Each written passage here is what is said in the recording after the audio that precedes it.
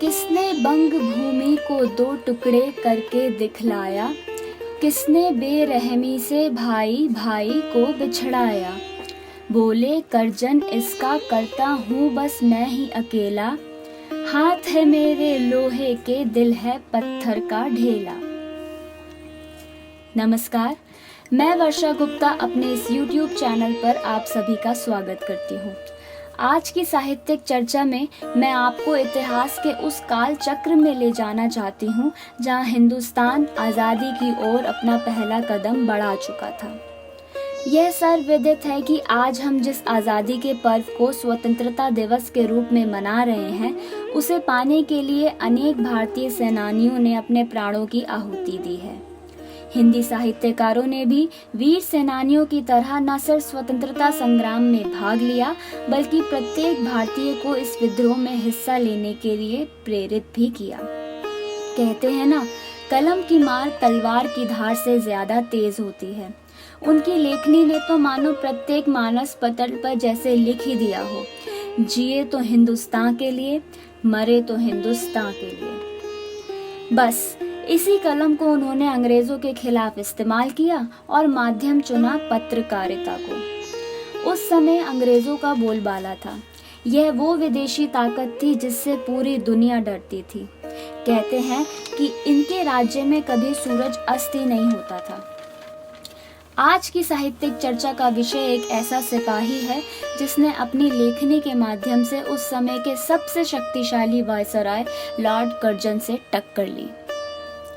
बात 20वीं शताब्दी की है, जहां लेखनी के निशाने पर अंग्रेजी सरकार की दमन नीति और भारतीय समाज की भीरुता थी।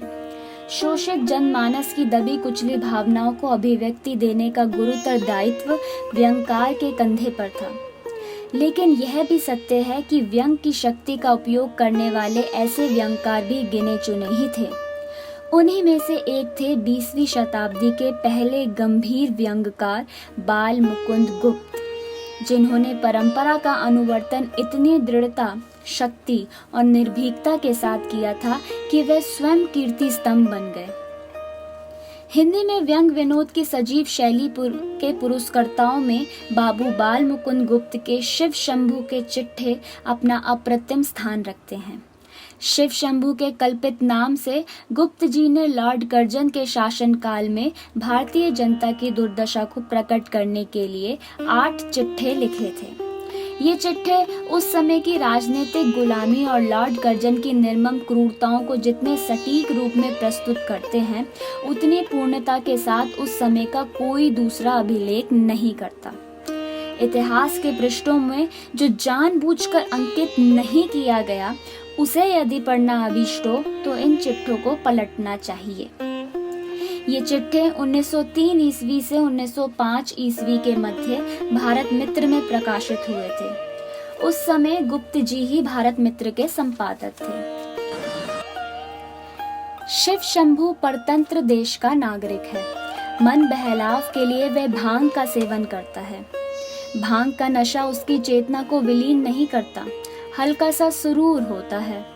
मन की इसी प्रमुदित तरंग में शिव शंभू अपने चारों ओर फैले हुए समाज के दुख दर्द की कहानी कहना शुरू करता है।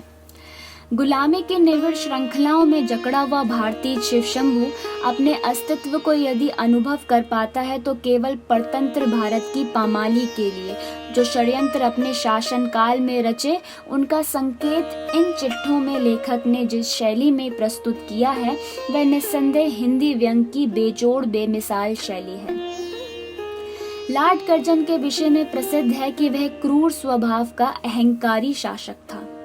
उसके शासनकाल में भारतीय जनता को सुख सुविधाएं प्राप्त होना तो असंभव था ही, प्रत्युत वह तो पहले से प्राप्त अधिकारों को भी छीनने के पक्ष में था।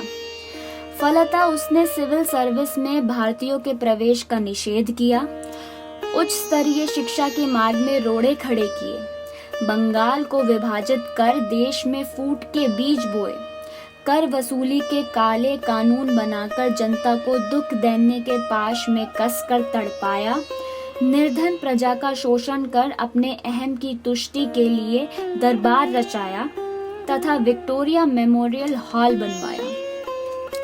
शिव शंभू ने लॉर्ड कर्जन की इस भड़कबाजी और नुमाइशी प्रवृत्ति को देखकर यह उचित समझा कि उन्हें बताया जाए कि वायसराय होकर भी आप भारतीय प्रजा से बहुत दूर हैं।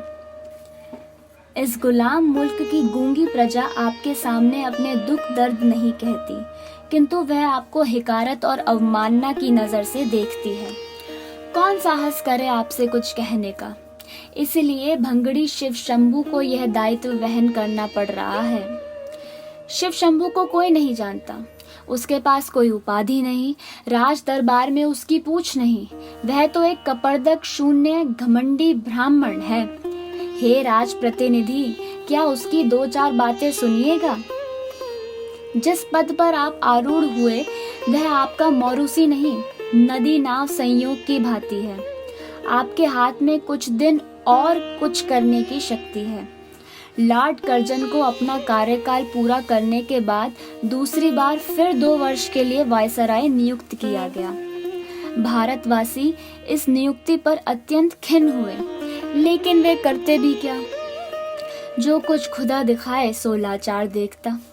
शिव शंभू को लॉर्ड कर्जन के भारत द्विरागमन की सूचना मिली तो उन्होंने भी बेबसी से सिर ढूंढ डाला, लेकिन कलम के जरिए माय लॉर्ड को उनकी पुरानी करनी के लिए कोसते हुए श्रीमान का स्वागत शीर्षक से दूसरा चिट्ठा लिखा और कहा कि भारतवासी संघर्ष भीरू हैं।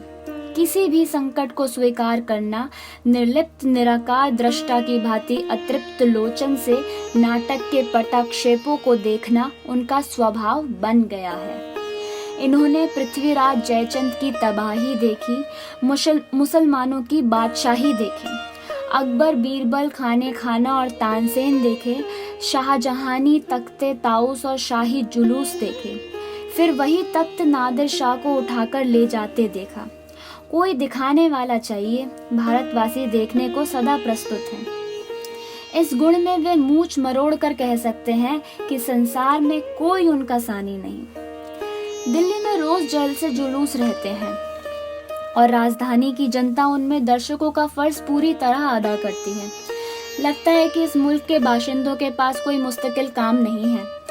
शिव शंभू इस प्रवृत्ति को ताड़ गए थे और इस पर चोट करना वे ना भूले थे। शिव शंभू की वाणी में ना तो कहीं घिघियाहट है और ना कहीं मिथ्या अहंकार का दर्प। उन्होंने स्पष्टवादिता को व्यंग में सान कर निर्भीकता का पुट देकर बड़े सहज ढंग से प्रस्तुत किया है। इसलिए जब उन्होंने लॉर्ड कर्जन और अंग्रेजों के प्रभुत्व का वर्णन किया तो उस पौराणिक निरंकुश राजा का स्मरण किया जिसे रावण के नाम से जाना जाता है। लेकिन स्मरण शैली इतनी मोहक और मर्मस्पर्शी कि शिव शंभू राजनीतिक द्रोह के अपराध में पकड़े ना जा सके। भारत के निस्तेज और निर्वीय राजा महाराजाओं की दशा पर व्यंग करते हुए वे कहते हैं, भारत के राजा अब आपके हुक्म के बंदे हैं। उनको लेकर चाहे जुलूस निकालिए, चाहे दरबार बनाकर सलाम कराइए, चाहे उन्हें विलायत भिजवाइए, चाहे कलकत्ते बुलवाइए, जो चाहे सो कीजिए, वे हाजिर हैं। इस देश में एक महाप्रतापी राजा के प्रताप का वर्णन इस प्रकार किया जाता था कि इंद्र उसके यहाँ जल भरता था, पवन उसके यहाँ चक्की चलाता था, चांद सूरज उसके यहाँ रोशनी करते थे, अग्नि उसके यहाँ भोजन पकाती थी इत्यादि। पर अंग्रेजी प्रताप उससे भी बढ़ गया है। समुद्र अंग्रेजी राज्य का मल्लाह है।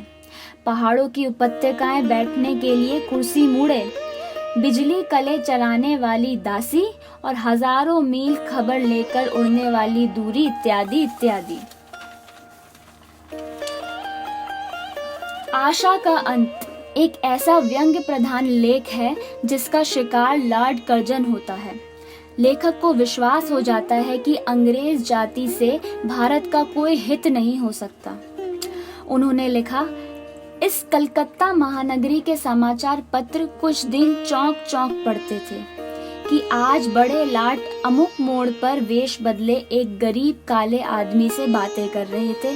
परसों अमुक ऑफिस में जाकर काम की चक्की में पिसते हुए क्लर्कों की दशा देख रहे थे और उनसे कितनी ही बातें पूछते जाते थे। इससे हिंदू समझने लगे कि फिर से विक्रमादित्य का आविर्भाव हुआ या अकबर का अमल हो गया। मुसलमान ख्याल करने लगे खलीफा हारून रशीद का जमाना आ गया। पारसियों ने आपको नौशर खां समझने की मोहलत पाई थी या नहीं, ठीक नहीं कहा जा सकता। आशा से बंधा यह संसार चलता है, रोगी को रोग से, कैदी को कैद से, ऋणी को ऋण से, कंगाल को कंगाली से। इसी प्रकार हरेक कलेशित व्यक्ति को एक दिन अपने कलेश से मुक्त होने की आशा होती है। पर हाय, जब उसकी यह आशा भी भंग हो जाए, उस समय उसके कष्ट का क्या ठिकाना। किस्मत पे उस मुसाफिर खस्ता के रोइए, जो थक गया हो बैठ के मंजिल के सामने। शिव शंभू ने लॉर्ड कर्जन की कृतज्ञता को दिखाते हुए यहाँ तक कह डाला कि यह तो यहाँ के नमक की तासीर है। यहाँ का नमक खाकर विचार बुद्धि खो हो जाती है। आदमी के मन में वह अर्थात नमक यही जमा देता है कि जहाँ का खाना वहाँ की खूब निंदा करना और अपनी शेखी मारते जाना। कर्जन के लिए इससे बढ़कर और क्या व्यंग हो सकता है। विदाई संभाषण शीर्षक चिट्ठे में गुप्त जी ने लिखा है, जब तक आपके हाथ में शक्ति रही, आपने भारत की भलाई के लिए कुछ नहीं किया। आपने बंग विच्छेद का बीज बोकर इस देश की जनता को जो पीड़ा पहुंचाई है, क्या वह कभी भूली जा सकेगी। बंग देश की भूमि जहाँ थी वहीं है, और उसका हर एक नगर और गांव जहाँ था वहीं है। कलकत्ता उठाकर चेरापूंजी के पहाड़ पर नहीं रख दिया गया, और शिलोंग उड़कर हुगली के पुल पर नहीं आ बैठा। बंग विच्छेद करके माय लॉर्ड ने अपना एक ख्याल पूरा किया है। कितने ही ख्याली इस देश में अपना ख्याल पूरा करके चले गए। इस प्रकार बाल मुकुंद गुप्त जी ने अपनी लेखनी को अंग्रेजों के खिलाफ इस्तेमाल कर भारतीय जनता को जागरूक करने का सफल प्रयास किया। इस बात का अंदाजा इसी से लगाया जा सकता है कि गुप्त जी के चिट्ठों के पाठकों की संख्या अपने समय में सबसे अधिक थी।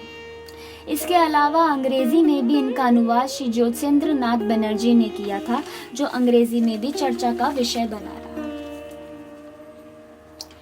आशा करती हूँ आज का ये विषय आपको रोचक लगा होगा।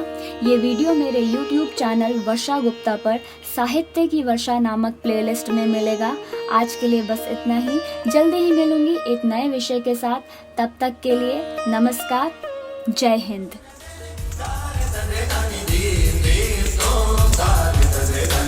तेरे